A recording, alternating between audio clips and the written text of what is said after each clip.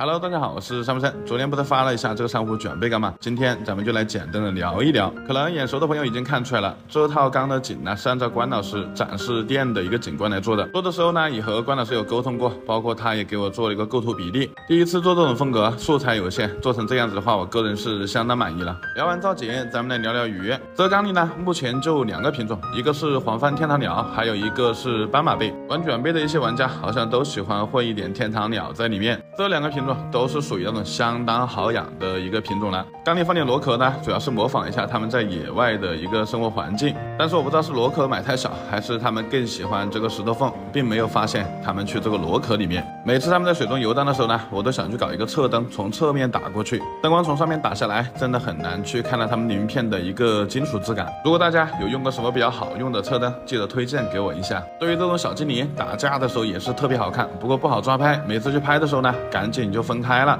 黄帆天堂鸟也是特别好看的一个小鱼，我在想要不要再去加多2对进来。